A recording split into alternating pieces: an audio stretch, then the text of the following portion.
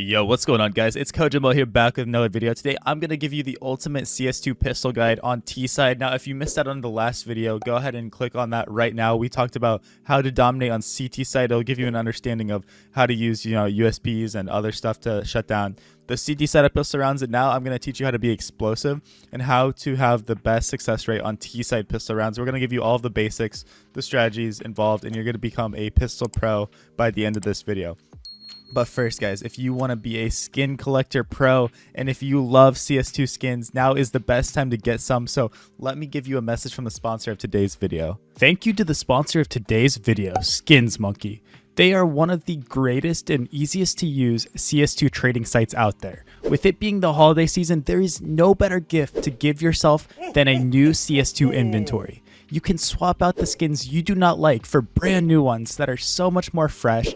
Even skins that are trade locked can be secured by adding them to your backpack. The greatest thing about the site is that you can buy skins for so much cheaper with a 35% deposit bonus when you use my code CoJo. Make sure to check out the freebie section where you can get a free skin just by completing tasks. On top of the bonuses, you also get a $5 bonus when clicking the link in the description. All right, shout out to Skins Monkey again. Please, it means so much to me if you use my code. I appreciate it. It's so much from all of you guys. Now let's get into the video. So let's talk about T-side pistols, right? So we're going to use Inferno today as an example, but this goes across every map, right? On T-side, you almost always want to buy armor. First off, if you can. For 95% of you guys, I would just recommend buying armor. I wouldn't recommend necessarily buying utility, especially if you don't really know how to use it. This armor is going to come in very useful to make sure that if they're shooting you in the body, you're not going to die fast, right? It's going to take them like 7-8 shots instead of 3 to 4 shots, which is very useful. So now that we have our armor on T-side pistol, let's talk about what our goal is. We have the Glock, right? And this Glock can be one of the most strong pistols on pistol round, right? It can be if we use it properly. And it goes from being one of the strongest to the weakest depending on the range that you're at. So if you're super long range, the Glock is very bad, right? It does not one-shot headshot, and you're fighting USPs that will one-shot headshot you.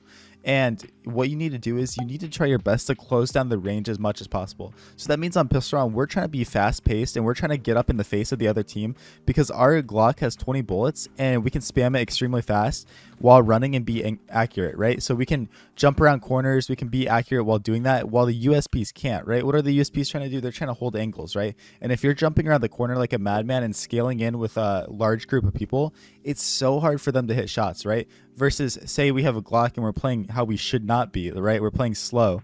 Imagine we're peeking angles like this, right? Imagine we're peeking like this. Is just bad because the USP is gonna destroy you if you're like that. Versus if we're running in like a madman, scaling in, they might hit a nice shot, but making that space is everything for your team, and you might die, but you creating that space is everything, like I said, because at the end of the day, we want to get close range because the best thing about the Glock is it will one shot in the head if you're close range, right? If I'm fighting someone CT right here, I'm going to one shot them to the head, and my Glock is now better than their USP, right? But if I'm fighting somebody, at mid here, bottom mid, their USP is going to destroy me because my Glock has to hit them multiple times, even with a headshot.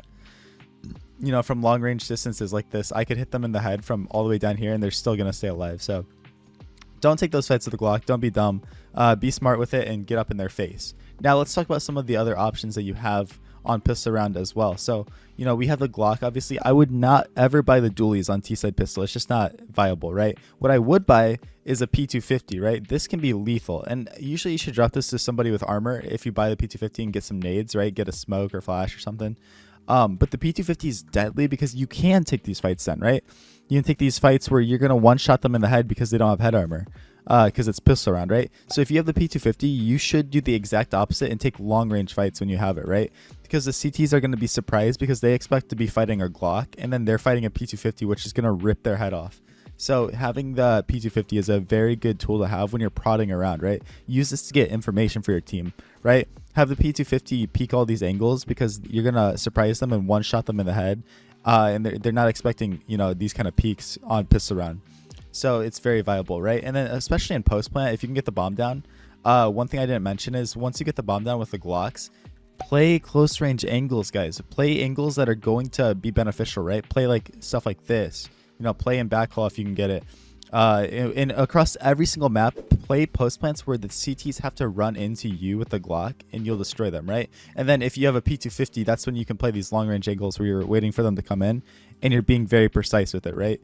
You're just being precise and you're shooting them as they're running in, while the Glocks are playing these close range angles, you know, like stuff like this. One strategy that you can do on T-side pistols too that's pretty decent is you can buy a Tech 9. I wouldn't recommend this all the time. It's kind of newbie, I'm not gonna lie, because you know it's not the most necessary thing. But buy a Tech 9 and drop it to somebody that has armor and have them entry in, right? This is called a raid boss. This used to be extremely popular back in the day, but have a raid boss because they can just run in and create all this space and destroy people as they're running in, right? And we're using banana as an example because I like going banana on pistol round, but it's the same thing anywhere, right? Have the raid boss come in here with the Tech 9 and really just start farming people, right? Really just start farming and doing stuff. But guys, at the end of the day, whatever you do, make sure you have a strategy, right? So if you're going B site, it's very beneficial to be able to smoke off CT, right? Because you want to cut off at least one of the fights that the CTs are going to be taking, right? So have somebody with util because it's so good to cut off these, you know, crossfire points, because if anyone's rotating in on CT side, now they're screwed because there's a smoke in, right? They can't really, they can spam you, but they can't see you crossing. Versus if you're just trying to cross dry, it might just be a death trap because you have guys sights, you have a guy coughing back here, and you have guys CT. Using smokes on pistol round are so important, right? And then with the flashes, right? Obviously, smoke and flash is the most important thing because with the flashes, you can throw a flash as your teammates are getting close on this wall, and it's all about cutting down that distance on pistol round, right? All about cutting down the distance. And when they're blind, they have to tuck, and by the time they re-peek, you're already up in their face because of, you know, the scaling that you have. Scaling's everything on pistol round and making them uncomfortable. But same thing on A side, right? Say you want to go out A, you know, smoke moto, and then, you know, run out halls because you can jump out here with your Glocks and, you know, pistols and Tech 9s and absolutely destroy them. Whatever you do, just be fast on pistol round and be decisive. The worst thing you can do on T-side pistol is to just walk around the whole map and get torn apart. It really is beneficial to play as a pack on pistol round. I know it's hard when you're in games with randoms sometimes to do that, but it's so beneficial to do 4-man, 3-man stuff, and especially like 5-man stuff with utility. It's almost unstoppable, right? But yeah, anyways, guys, that's about it for T-side pistol. Make sure you check out that CT side video, and I have lots of good guides on my channel that teach you how to play. I got rifle guides, got settings videos, everything that you're ever going to need. So make sure you subscribe. I post videos every single day. So I will catch you guys later and see you tomorrow. Peace out.